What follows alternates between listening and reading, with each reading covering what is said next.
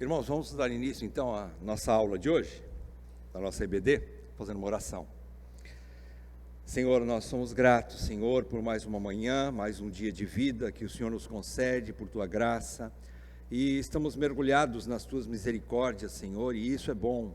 Muito obrigado, Senhor, porque elas se renovaram sobre nós nessa manhã, porque grande é a Tua fidelidade. E nós queremos, Senhor, nesse dia de adoração, estarmos juntos, reunidos nesse propósito, de Te conhecermos mais e mais e podermos adorar de forma que Te agrade. Pai, que o Senhor contribua conosco, Senhor, mandando que o Teu Santo Espírito esteja operando através de nós, tanto daquele que fala como dos que ouvem, para que haja edificação mútua e tudo se converta para a glória, a honra e a adoração do Senhor. É o que nós Te pedimos nessa manhã, em nome do nosso Senhor Jesus Cristo. Amém, Pai. Amém. Irmãos, nós chegamos aí à nossa quarta exposição, na verdade é a quarta aula, né? Porque vocês percebem ali que nós estamos ainda na terceira, adentramos a terceira aula hoje, porém, cada aula dessa do meu curso, ela abrange às vezes 2 até 3 partes, então vai ficar um pouquinho diferente a contagem aqui, tá? Então hoje é a quarta exposição desse tema, os 4 temas unificadores da Bíblia. Vocês se lembram quais são esses 4 temas unificadores? Começa com criação, queda, redenção e consumação, né? Criação, queda, redenção e consumação, ok. Então, dentro do tema criação, o que nós já vimos? Nós vimos na aula anterior que Deus estabeleceu 3 mandatos criacionais para que o homem e sua posteridade cumprissem esses 3 mandatos. Quais são? Vamos lá de novo, na memória. Os 3 mandatos criacionais. Quais são? Vamos lembrar, o maior de todos, qual é? Mandato espiritual. Mandato espiritual, relacionamento com Deus. Segundo, é o mandato social. E terceiro, o cultural, certo? Aqui. Mandato espiritual, nós vimos que é o relacionamento com Deus. Mandato social, relacionamento do homem com o seu semelhante. E em terceiro lugar, o mandato cultural é o relacionamento com o meio ambiente e seu governo sobre ele. Sempre falando do homem, né? O homem governando sobre o meio ambiente, é o mandato cultural, né? Nós vimos também que o mandato espiritual é a ordem mais importante da criação e o propósito da vida humana. Qual é o propósito da vida humana? É glorificar a Deus, né, e desfrutar dele eternamente, né? E vimos que esse mandato espiritual rege os outros mandatos. Ele deve dar o tom para os outros relacionamentos que nós temos, não é? Tanto socialmente, com o semelhante, como com o meio ambiente, trabalho, cultura e tudo mais, ok? E vimos também que o mandato espiritual abrange intimidade com Deus e culto a Deus, que são gerados por amor, temor, obediência a Ele e a sua vontade, a vontade revelada de Deus. Nós vimos que o homem, sendo criado à imagem e semelhança de Deus, ele foi criado à espécie de Deus, segundo a espécie de Deus, para que se relacionasse com Ele, e nenhum outro ser criado tem esse privilégio, essa honra de se relacionar com Deus. Então o homem foi criado para adorar a Deus, para cultuar a Deus, e para se relacionar com Ele, e tudo isso dentro de uma atmosfera, em primeiro lugar, de amor a Deus, e consequentemente, temor a Ele, e obediência a Ele. Amor e temor, se você juntar tudo, a gente poderia dizer que se resume em obediência. Amor e temor se resulta em obediência.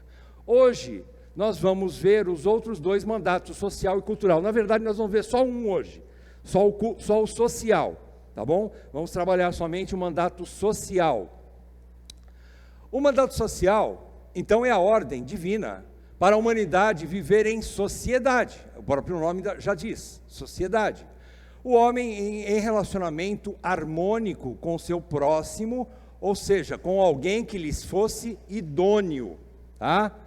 Deus ordenou a instituição da família como a célula máter da sociedade. Nós vamos estudar sobre isso hoje. O que seria a célula máter? É a célula mãe de onde deriva todas as outras maneiras de relacionamento na sociedade humana, nos relacionamentos humanos. Então, a humanidade foi chamado para isso, foi colocado para isso, para que o homem pudesse se relacionar com seu semelhante. Esse é o mandato social. É interessante que na criação, se vocês olharem para desde Gênesis 1, 2 e 3, você vai observar que os anjos já existentes, eles foram criados no número total de anjos. Por exemplo, Deus não existe anjinho e anjinha para que eles possam se casar e nascerem novos anjinhos. Os anjos foram criados por Deus na sua totalidade da existência deles. Nós não sabemos quantos são. Sabemos que alguns caíram e seguiram Satanás, Lúcifer, né? E outros permaneceram em santidade. Mas eles foram criados todos na quantidade exata que existe até hoje. Todos eles existem até hoje da maneira como foram criados, né? Porém, ao ser humano, Deus criou só um casal. Ele criou um casal porque ele tinha o objetivo de procriação. Ele tinha esse objetivo de, através de Adão e Eva, nossos primeiros pais, assim chamados, né, pela teologia, eles pudessem se desenvolver, multiplicar-se, encher a terra. Esse era o objetivo de Deus, tá? E assim constituir a família, Nós não podemos dizer que a família é o supremo propósito de Deus. Não, o supremo propósito de Deus é revelar a Ele mesmo, Deus, na pessoa de Jesus Cristo. Esse é o supremo propósito de Deus, é ser glorificado pela humanidade através do seu Filho Jesus Cristo. Esse é o supremo propósito. Mas a família é um projeto de Deus. Nós podemos dizer que é um projeto de Deus, ok? Então, tudo que nós ouvirmos hoje sobre, na sociedade, nas escolas, nas universidades, sobre família, muitas vezes estão traçando linhas muito diferentes daquilo que a Bíblia, do que Deus planejou para a família. Então nós temos que tomar muito cuidado. Por isso, a teologia bíblica, que é o que nós estamos estudando, os 4 temas fazem parte da matéria de teologia bíblica, e ela então, ela traz dados bíblicos para nós termos certeza do que Deus tem planejado para nós, né? Vamos andar.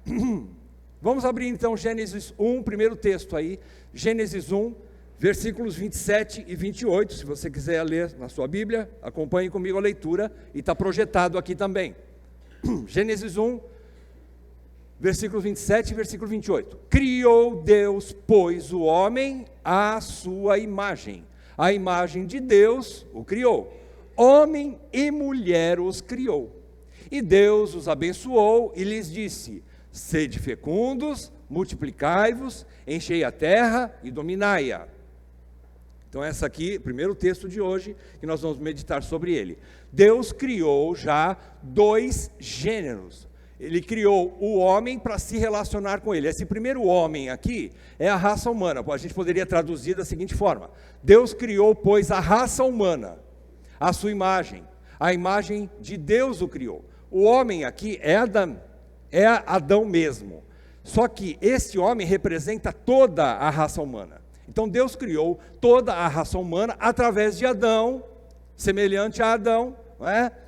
E ele criou, dentro da raça humana, ele criou 2 gêneros, 2 únicos gêneros. E fica bem claro para nós hoje, sempre foi e sempre será 2 únicos gêneros. Não existem outros gêneros, ok?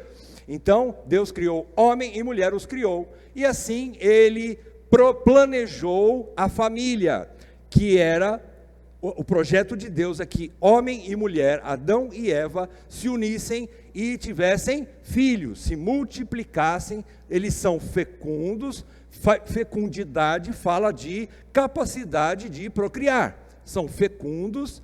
Então por serem fecundos, eles deveriam multiplicar-se, e não pouco, né? Encher a terra, né? Era para procriar bastante, né? Multiplicar bastante, e o objetivo de sujeitá-la. O sujeitar-se aqui, ele entra tanto um pouco, nós vamos estudar hoje no mandato social, como também no mandato cultural. Faz parte também do sujeitar a terra. Não é o homem que vai sujeitar a terra, não, é a terra que vai se sujeitar ao homem. O homem está ali para sujeitar a terra a si mesmo, ok?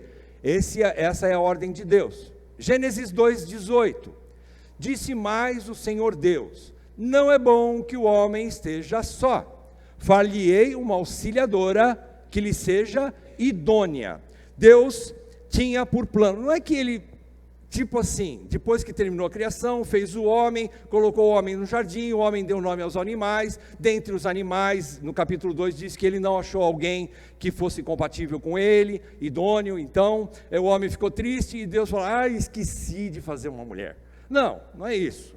Ele já tinha um plano de fazer na sequência, né? A mulher nessa sequência, ele já tinha esse plano, Deus já tinha esse plano.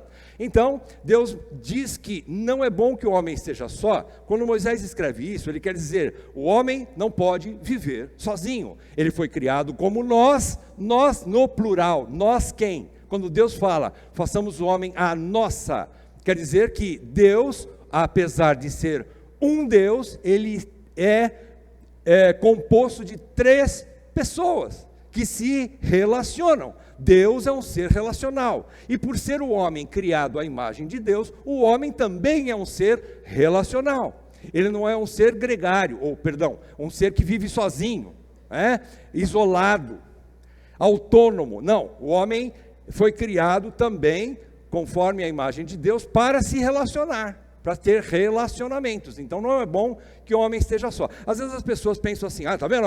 Esse texto aqui está falando que Deus proíbe o celibato. Não é isso que ele proíbe o celibato. Ele não está proibindo o celibato aqui. O celibato é uma realidade. Pode acontecer o celibato? Pode. É pecado? Não. É um dom de Deus. Paulo fala, né? Jesus também fala, se ele tem a capacidade de ficar sozinho, que fique. Então, quer dizer, mas só que o celibato, ou seja, o solteirismo, é uma exceção. A regra não é bom que o homem esteja só e que una-se a uma mulher, ou vice-versa. A mulher não é bom estar só, precisa de um marido, é bom que ela se una. Mas se ela tem o dom do celibato, ela pode ficar sozinha, não tem problema nenhum. Mas ela então não vai ser um ser isolado? Não, ela vai se relacionar. Mesmo sendo solteira ou solteiro, no celibato, a pessoa se relaciona com a família de origem, com seus parentes, com a igreja onde ela congrega, ou onde eles congregam, com a sociedade, no trabalho, ele está inserido na sociedade, apesar de solteiro, não tem problema nenhum, ok? Então, falhei uma auxiliadora que lhe seja idônea. Quando Deus cria Eva, ele a faz de maneira compatível com Adão. Idôneo quer dizer com todas as capacidades morais, emocionais, para se relacionar com Adão. Presta atenção, quando Deus formou Eva de uma maneira tão caprichosa, tão maravilhosa, ele criou um ser igual a Adão. Não há inferioridade alguma na mulher em relação ao homem diante de Deus. Apesar de serem iguais em valor e em tudo mais diante de Deus, homem e mulher, seres iguais diante de Deus, existem diferenças básicas que todos nós bem conhecemos. Existem diferenças. Então, apesar de serem iguais diante de Deus, eles nas suas diferenças físicas, emocionais, espiritualmente não. Espiritualmente eles são iguais. Porém, emocionalmente, fisicamente, eles são diferentes. Não que um seja inferior ao outro, não. Um tem coisas que o outro não tem, e esse aqui também tem coisas que esse primeiro aqui também não tem. Então eles foram criados para se complementarem. É a palavra idôneo. Tanto o homem é idôneo para a mulher, quanto a mulher é idôneo para o homem. O que significa? Eles são compatíveis. Um complementa o outro, como se fossem peças de um quebra-cabeça que se encaixam perfeitamente. Um completa o outro, um complementa o outro. Ok?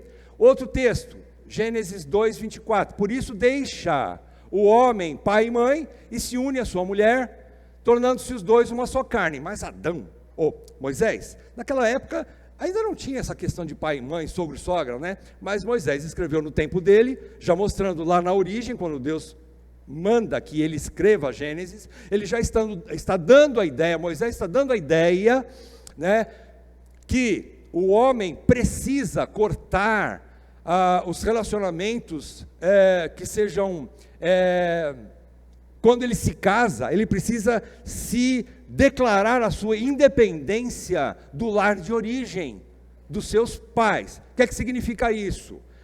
Porque também Paulo diz, Paulo não diz deixar pai e mãe.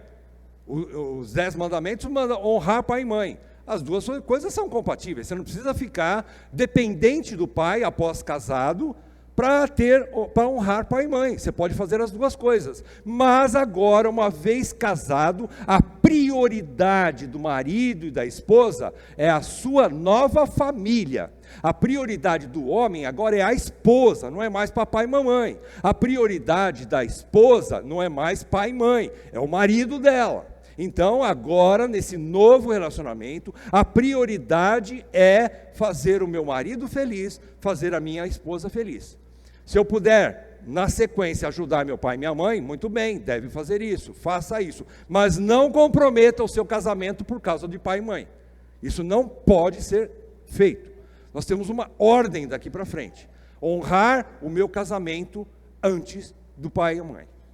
Honrar o meu casamento antes de pai e mãe, ok? Então vamos lá, tornando-se os dois uma só carne. O que significa uma só carne? Que eles se completaram. Veja, Adão não era uma só carne sozinho, estava faltando uma parte dele. Quem era? Eva. Quando Deus criou Eva, então os dois se uniram e agora eles se tornaram uma só carne. Significa, estou completo com a minha esposa. E ela fala, estou completa com o meu marido. Ele me complementa, ela me complementa. Então agora estou completo, uma só carne. Fala de uma união indivisível, inseparável. Quem pode cortar um corpo? Agora, unindo-se uma só carne, é como se fosse uma única pessoa. Como você pode agora dividir? Né? A divisão, a separação é uma coisa que vai ferir. Não é? É verdade que nós entendemos que em muitos casos, e existe sim a amparo bíblico, para que haja o divórcio. Existe sim, de maneira lícita, ok, mas o Senhor diz que aquilo que Deus uniu, o homem não separa. Então, dentro do que for possível para manter o casamento, a pessoa tem que fazer, ok? Por quê? Porque eles são uma só carne, não é? Como está escrito aqui embaixo. Vamos avançar. Vemos que a ordem divina para o homem viver em sociedade tem alguns fundamentos. Vamos olhando para esses 3 textos que nós lemos agora, vamos tirar alguns fundamentos aí para nós. O primeiro fundamento: não há isolamento social ou autonomia ou carreira solo. Carreira solo. O que é carreira solo? É a pessoa vive sozinha, né? Não há esse tipo de coisa. Mais uma vez eu digo, é lógico que existe sim a opção do celibato, mas sempre precisamos olhar para essa opção do celibato como uma exceção. A regra é viver juntos.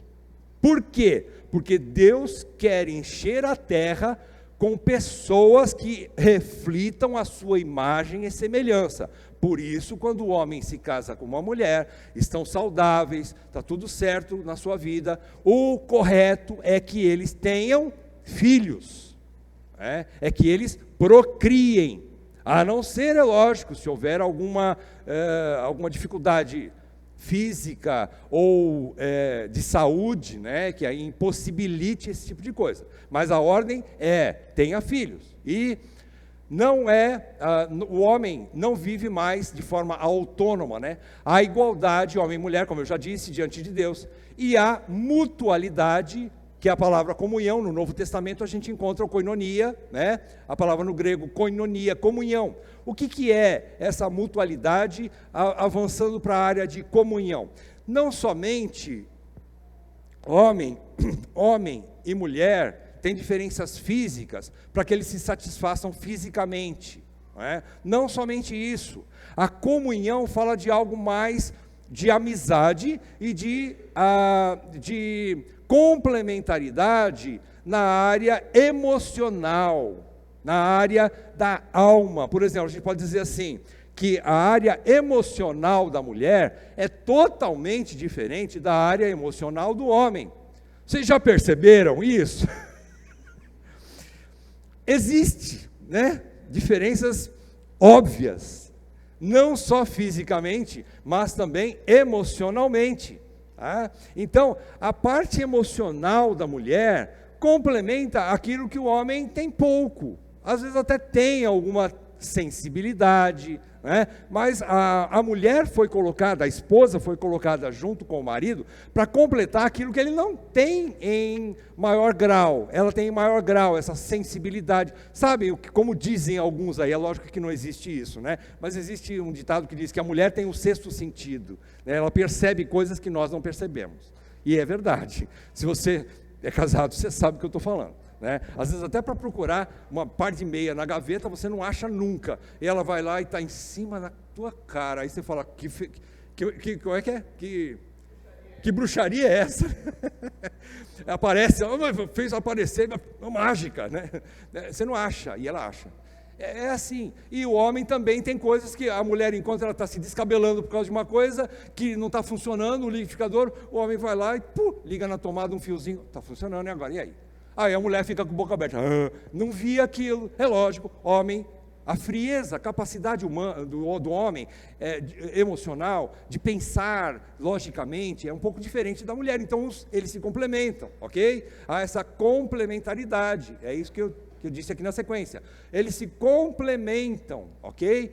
Por isso que Deus criou dois seres iguais diante de Deus espiritualmente, eles têm o mesmo valor. O homem não é superior à mulher, a mulher não é superior ao homem. Então essa coisa de o homem que manda, por isso ele é superior, não, ele não manda, ele governa, é diferente. E o governo sempre é um governo sacrificial. Por quê? Porque ele governa servindo a esposa. É isso que nós vamos aprender na sequência, tá? Não hoje. Bem, o que nós temos mais aqui, além desse fundamento aqui de não há isolamento social? Aqui, ó. Segundo, a multiplicação exige heterossexualidade. Então, Deus estabeleceu dois gêneros apenas, com o objetivo de que se unissem, homem e mulher se unissem, né, que é a instituição do casamento. Quando Deus fala, e o homem vai unir com a sua mulher, deixar pai e mãe, e vai unir com a sua mulher e tornar-se os dois uma só carne. Deus está instituindo o primeiro casamento. Dizem que Deus foi o primeiro juiz de paz, né? Ele fez o primeiro casamento da história, né? Unindo, casando Adão com a sua esposa Eva, ok? Então a instituição do casamento, unir. E Deus deu a ordem também para eles de se multiplicarem. Então Deus estava também instituindo a família, ok? Então veja, a primeira, como é que a gente pode dizer? A primeira civilização, ou o embrião da sociedade, foi a união Adão e Eva. A sociedade nada mais é do que o relacionamento entre pessoas, inseridas no mesmo contexto cultural, é o que vai completar depois. Por isso que os dois mandatos estão intimamente ligados, cultural e social, né? Mas aqui, por exemplo, a gênese da sociedade foi o casamento, Adão e Eva, e a família, os filhos deles, com os filhos deles. Então é a gênese de toda a sociedade, de todas as civilizações. É a família, a célula máter de toda a sociedade. E isso só poderia acontecer porque lá na origem, homem e mulher são diferentes e a união entre eles é uma união heterossexual. Então, hoje está se vendendo a ideia de que pode-se ter uma sociedade, até mesmo constituir famílias homossexuais, né? Um homem casando-se com outro homem e assim adotando filhinhos. Isso não é família e nunca será para Deus. Pode falar, César.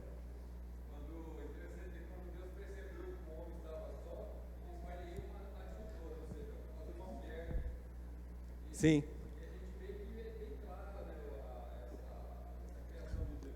Aham. Sim. É óbvio, né? Isso. Fez uma mulher, exatamente, né? eu não sei se eu conto, eu vou contar. O doutor Augusto Nicodemos, uma vez explicando isso para a gente, né? E ele estava falando o seguinte, que já pensou se, por exemplo, se Deus criasse dessa forma como estão vendendo por aí, que é tudo normal, o homem casasse com outro homem, né? Então, Deus criou Adão e depois, na sequência, criou Ivo. E os dois se uniram e acabou a história, ficou por isso aí. Gênesis 1 acabou. Não tem mais, né? Não tem necessidade de mais nada, porque acabou a raça humana, não tem procriação. Então não existe nada, acabou. Então é isso, Deus não criou, né, o casamento homossexual, Ele criou o casamento heterossexual. Irmãos, parecem coisas óbvias, mas nós precisamos inculcar isso na cabeça dos nossos filhos. Não para nós mais velhos, mas para os nossos filhos, isso é essencial, porque daqui para frente, a enxurrada de más informações, de ensinos distorcidos e antibíblicos que vai chover sobre nós, vai ser alguma coisa assim muito assustadora, mas não que nós temos que temer. Por quê? Porque nós temos a palavra de Deus, e junto conosco está o Espírito de Deus, que vai falar ao coração do teu filho, da tua filha. Se você forem fiéis, daqui a pouco a gente vai ver, uma família santa, né, com compromisso com Deus, Deus vai dar graça de seus filhos entenderem a realidade. Por quê? Porque Deus vai abrir os olhos dos seus filhos também, como abriu o seu e o meu. Deus vai fazer isso, e vai poupar seus filhos de coisas piores lá na frente.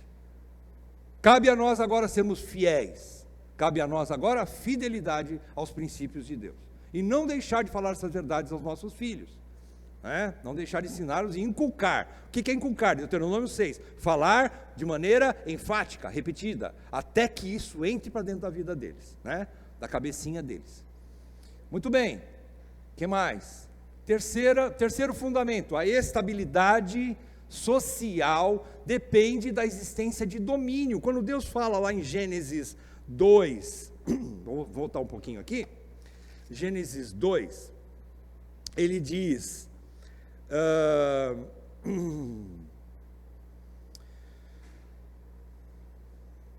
sede fecundos, multiplicai-vos, enchei a terra, Gênesis 2, 28, até a metade eu li, né?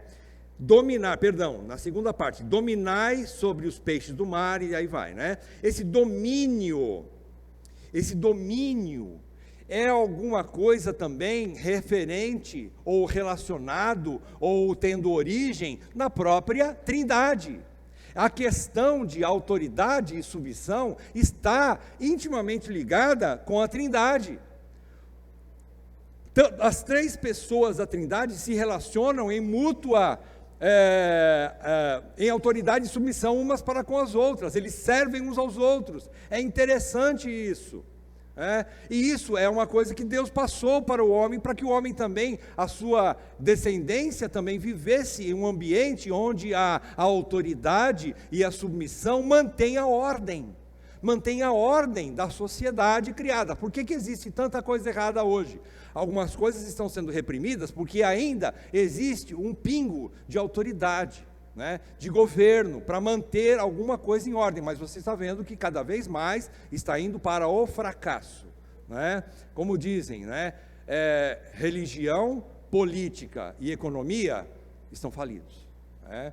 E assim também toda a sociedade está manchada pelo pecado e descambando cada dia mais para as trevas, para o seu fim, não é? Por quê? Porque especialmente não há mais ensino sobre autoridade e submissão, mas é assim que Deus estabeleceu. A ordem de Deus é que homem e mulher tivessem domínio sobre o restante da criação, né? E Deus constituiu o marido por cabeça. Se a família é a célula máter da sociedade, ela também é modelo para os outros departamentos da sociedade. Por quê? Porque ela mostra o governo existente entre o homem que governa e a esposa que é auxiliadora daquele que governa. Então os dois governam juntos o lar. Quais são as primeiras pessoas que o meu filho, o seu filho, vão olhar e dizer, eles são autoridade sobre mim? Quem são? É óbvio, os pais. Se nós como homens, especialmente nós homens, precisamos voltar a bater na tecla da masculinidade madura. A nossa esposa espera isso de nós. Nossos filhos esperam isso de nós, que nós sejamos homens, não homens briguentos, estúpidos, grosseiros, isso não expressa masculinidade nenhuma, mas homens que sabem tomar decisões, que é lógico que diante de alguns casos difíceis, ele até para pensar, mas ele não se acovarda para tomar a decisão, ele assume as suas responsabilidades. Quando existe alguma briga entre filhos lá em casa, é o pai o primeiro a tomar a frente para tentar colocar ordem na casa. Ele é o juiz da casa. A mãe ajuda. Mas se o homem não tomar a frente, a mulher ela vai tomar. Você pode ter certeza que ela vai tomar. E você está quebrando o princípio. Porque lá no jardim, como vai acontecer nas nossas casas, no dia que o Senhor voltar, e como aconteceu com Adão e Eva, o primeiro, que Deus perguntou o que aconteceu quando houve o pecado, foi o homem. Deus pediu contas ao homem. E assim nós, como homens, maridos e pais, vamos prestar contas diante de Deus, pelas nossas esposas, pelos nossos filhos. Ok? Então, o governo está sobre o homem, que é o cabeça do lar, e a esposa auxiliadora, para que tivessem sucesso nessa missão e criarem filhos com sua imagem e semelhança. Olha, não quer dizer, quando eu escrevo aqui, para que o casal, pai e mãe, tenham sucesso, não quer dizer que vai ser um mar de rosas, não quer dizer que não vai ter problemas, não quer dizer que nós nunca vamos enfrentar fracasso algum, seja no casamento, seja na criação de filhos, não quer dizer isso. Mas quer dizer que quando eu estou dentro dos princípios de Deus, assumindo o meu papel de homem, minha esposa assumindo o papel de auxiliadora, o Senhor está conosco, nos auxiliando também para colocar ordem na desordem que a gente faz. Ele nos auxilia. Então nós precisamos ter essa noção de que existe essa necessidade, mais do que nunca, absurdamente necessária, a volta da questão de autoridade e submissão. Isso não é mais ensinado nas escolas, não é mais ensinado em lugar nenhum, né? Você vê as crianças atravessam a rua aí com total desrespeito, abre o semáforo, está verde para você passar com o carro, ali tem na sua frente tem uma, como é que chama aquela? Passarela, né? Faixa de pedestre, e está vermelho para a criança atravessar, mas ela atravessa ali e ainda desfila na sua frente. Ela não respeita ordens, não respeita mais nada. A Valta não risada porque eu fico, né, isso me irrita muito, né, porque a gente vê isso aí, é como uma afronta, né, à própria sociedade. Pode falar.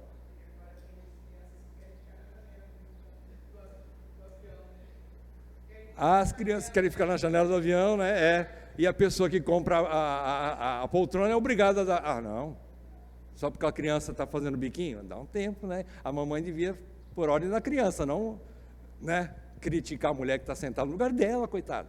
Ela comprou o lugar certo. Falta de autoridade da mãe, né, de botar a criança no lugar dela. Ora, então, vamos lá, tem mais um.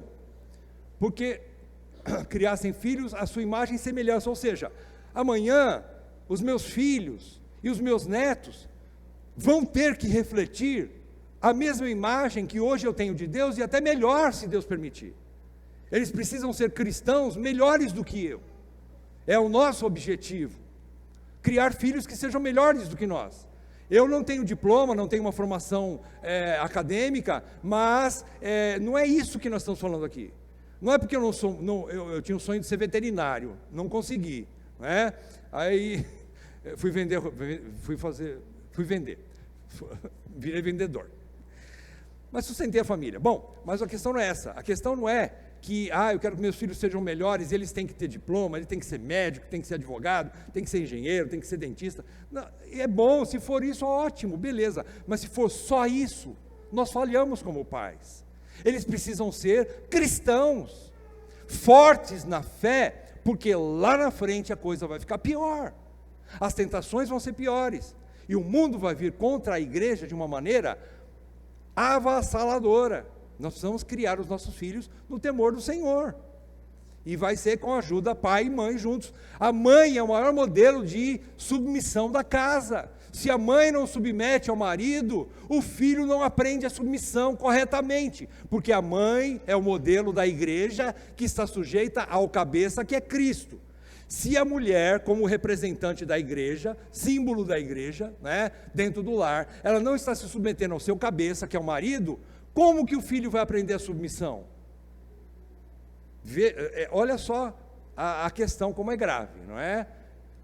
Em quarto e último lugar, dentro do mandato social ainda, a ideia de domínio deve ir além das fronteiras do lar. Esse é um ponto que Deus sempre desejou para o seu povo.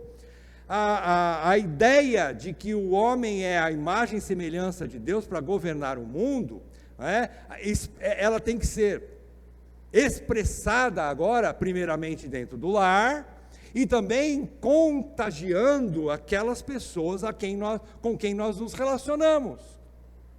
Então, essa ideia de domínio vai além das fronteiras do lar. É imperativo o mandamento de influenciar a sociedade onde a família cristã está inserida e não ser por ela influenciada. Ou seja, sabe aquela historinha, né? É bobinha, bem infantil, mas é bem útil, né? Nós não somos chuchu. O que o chuchu faz quando você põe na comida? Ele pega o gosto das outras coisas, né? O chuchu absorve, ele é influenciado pelo sabor dos outros alimentos. Não, nós temos que ser que nem jiló. O que é o jiló? Aquela coisa amarga, né? Você põe o jiló no meio da comida, ele influencia, ele amarga os outros alimentos, né? Ele influencia, ele manda para fora, né? Nós temos que ser jiló, gente. Influenciar, não ser influenciado. Se nós convivemos com um patrão que não é cristão, eu não preciso brigar com ele o tempo todo, querer enfiar a Bíblia na cabeça dele, não, mas eu não posso andar nos caminhos que ele anda. Aí eu já estou mostrando para ele que eu tenho alguém maior que ele, que eu me submeto, que é Cristo. Ele é o meu cabeça, meu patrão não é. Então precisamos tomar cuidado com aqueles que nós nos relacionamos, para não nos deixar ser influenciados pela sociedade, dentro do trabalho, na escola, onde eu trabalho, enfim, né, com quem eu me relaciono, com os parentes, né? Eu não preciso ficar me influenciado pelos parentes, porque vem aí gente lá de fora, então eu tenho que fazer aquela festa de sempre lá em casa, com um monte de coisa errada lá que a gente fazia. Não, hoje as festas lá em casa são diferentes. Eu vou ter equilíbrio nisso, vou pôr ponto final em algumas coisas, não é? Mas o parente não vai gostar, problema dele. Antes ele não gostar do que Deus. Eu me submeto a Deus, não a eles, de forma total não. Então, esse é um ponto. Por que Deus queria isso? Vamos ver alguns textos. Eu quero que, terminando agora, isso possa estar bem inculcado na nossa mente, através de textos bíblicos, a questão de influenciar, a questão de dominar a terra. Dominar a terra também não é ser chato e querer pregar a Bíblia para todo mundo que se passa na rua e tal, né? Mas saber a hora certa de estar expressando a graça de Deus. E muito mais do que isso, como Lutero viu muito bem, a questão não é, por exemplo, o cristão não só deve ter um bom emprego, ele deve ser um bom empregado.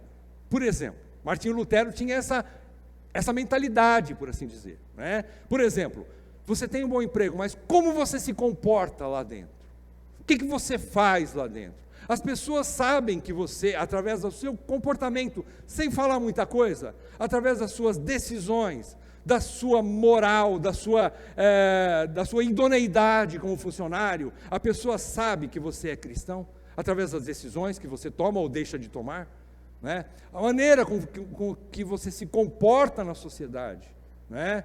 Está influenciando, as pessoas podem ver isso em você, essa vida que glorifica a Deus na sua vida, não é?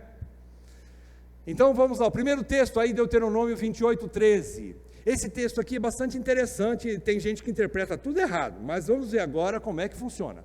Deuteronômio 28:13 diz assim: o Senhor te porá por cabeça e não por cauda, e só estarás em cima e não debaixo. Se Presta atenção aqui, olha, uma condição. Se obedeceres aos mandamentos do Senhor, teu Deus, que hoje te ordeno para os guardar e cumprir. Vamos fazer o raciocínio inverso? Se vocês obedecerem os mandamentos e forem fiéis aos mandamentos que hoje te ordeno, então vocês serão cabeça e não cauda. O que é ser cabeça e não cauda? Qual é o contexto? O contexto é, Moisés está falando a diferença entre as bênçãos e as maldições. A bênção para a vida, as maldições para a morte. Moisés chegou no fim da vida dele, o povo estava prestes a entrar na terra prometida. Moisés ia ser recolhido depois de algum tempo, bem próximo, mas ele escreve Deuteronômio, lembrança de tudo que Deus fez durante 40 anos que o povo atravessou o Egito. Chega nesse ponto, ele escreve todas as bênçãos que o povo teria se guardassem os mandamentos do Senhor. Se guardassem os mandamentos do Senhor, vocês não seriam escravos, seriam livres. É isso que ele quer dizer aqui. Por quê? O que acontecia antes da vinda de Moisés? Antes de Deus levantar Moisés para libertar o povo. Eu já falei, né? Eles eram escravos no Egito. Então Deus está falando assim, se vocês cumprirem os mandamentos, vocês não serão mais escravos, não terão mais um cabeça ou alguém que mande em vocês. Vocês vão ser a sua própria cabeça, vocês vão ser livres, vocês serão livres, ok? E não estarás só em cima e não embaixo, ou seja, mais uma vez, fala de liberdade, não haverá pessoas que oprimam vocês, vocês vão ser livres, ok? Vejam os versículos 9 e 10 também, de Deuteronômio 28, diz assim, o Senhor te constituirá para si em povo santo. Ele está falando para todo Israel. Mas dentro de todo Israel, Deus constituiu divisões, né, que eram as tribos. E dentro das tribos haviam as famílias, ok? Dentro das tribos haviam as famílias, perceberam? Tudo começa na família, depois vai para as tribos e depois vai para o povo em geral, que é a igreja hoje, ok? Então o povo de Deus hoje, esse povo aqui, é a igreja. Mas a igreja não existe se não existissem as famílias. A igreja é constituída de famílias restauradas pela graça de Deus, ok? Então, Deus está falando, versículo 9, o Senhor te constituirá para si em povo santo, como te tem jurado, quando guardares os mandamentos do Senhor teu Deus e andares nos seus caminhos.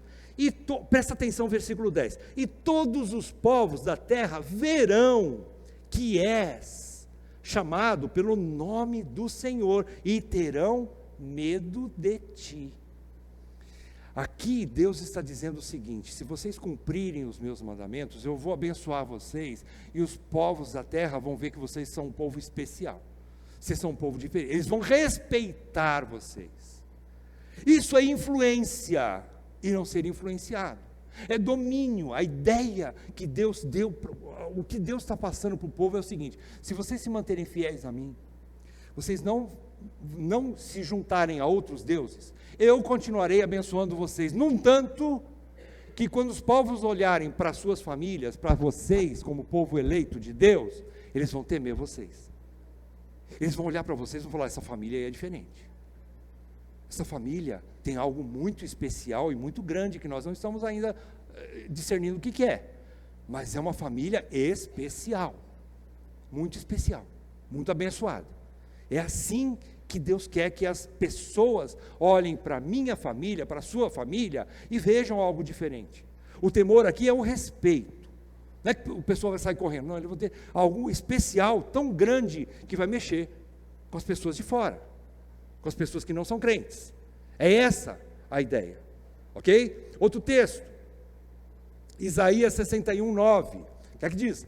Isaías 61:9, a sua posteridade, ou seja, a posteridade seria a igreja do povo de Israel, a posteridade será conhecida entre as nações.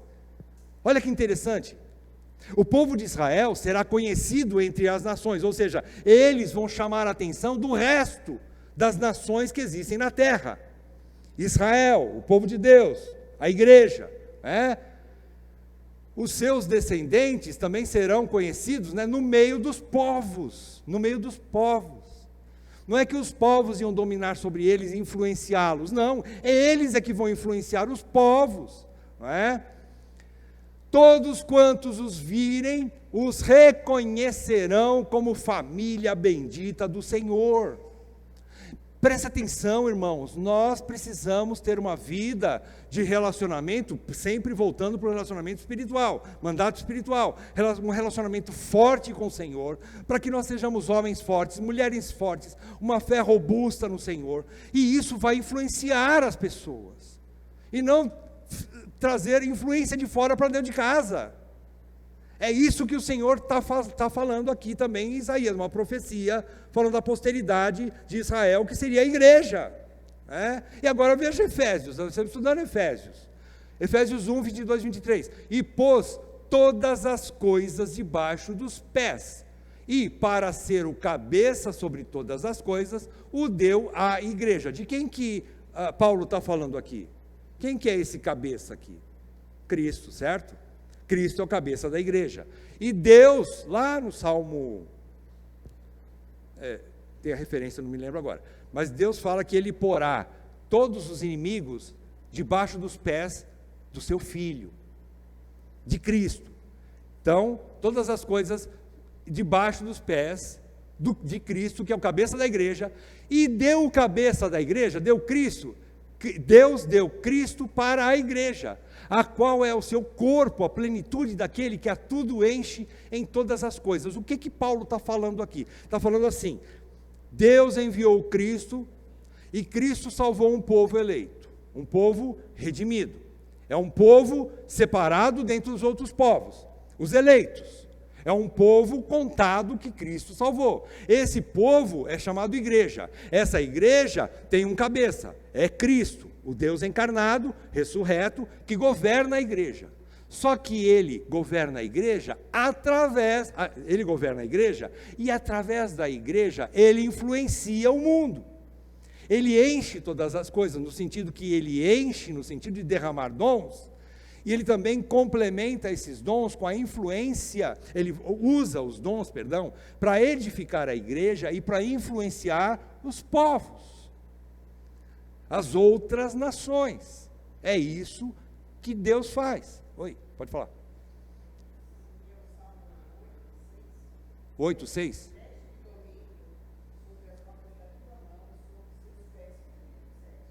Isso, falando sobre o Filho de Deus, né? Que viria, amém. Salmo 8, né?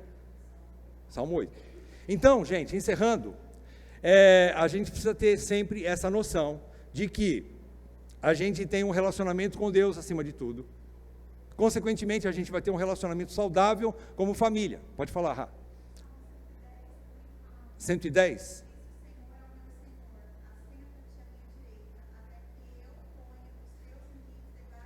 Debaixo dos seus pés, exatamente. Disse o Senhor, Davi está escrevendo, disse o Senhor ao meu Senhor. Disse Deus Pai ao Deus Filho. Eu vou pôr todos os inimigos debaixo dos seus pés. Exatamente, obrigado. Então, gente, é isso.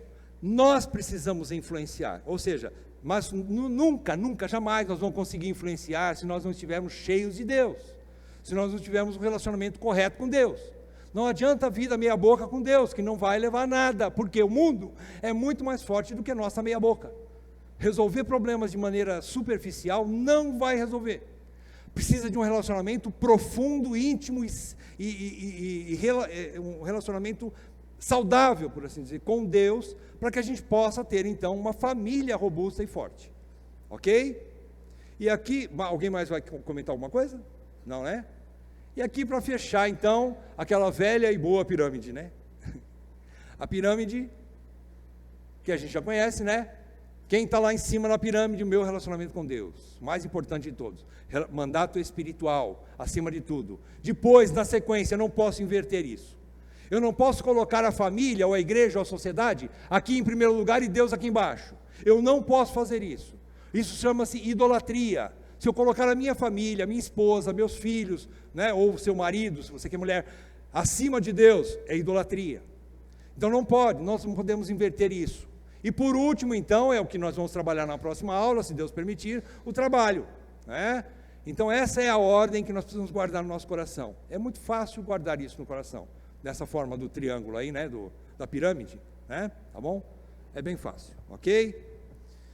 Senhor nosso Deus, como nós precisamos da Tua graça, Senhor, a cada dia mais, para podermos nos fortalecer como família, Senhor. Como eu preciso de sabedoria e de coragem como homem para ser marido, o marido que minha esposa precisa que eu seja. Como também o Senhor precisa dar graça para minha esposa, para que ela seja a auxiliadora que eu preciso que ela seja. Ó Deus, assim eu oro, não só por mim e por ela, mas também por todos os casais aqui, e por todos os nossos irmãos também, que não são casados, mas que também nos ajudam nessa caminhada, nos ensinando coisas preciosas também. Senhor, nós precisamos da vida da igreja, onde nós temos a sabedoria, onde nós encontramos a igreja, que é a coluna e baluarte da verdade. Nós precisamos mais conhecimento de Deus, para estabelecer a nossa família, as nossas casas, sobre a rocha que é Jesus Cristo. Ó Deus, faz isso conosco, e também com aqueles que não puderam estar aqui conosco também nessa manhã. Abençoa as outras famílias também, que essas verdades cheguem até eles, para que haja edificação dos nossos lares, para que nós possamos ser influência, que nós possamos ser sal e luz da terra, Senhor, e não sermos contaminados pelo mundo dentro dos nossos lares. Proteja as nossas famílias, Senhor, é o que eu te peço, em nome de Jesus. Amém, Pai, amém.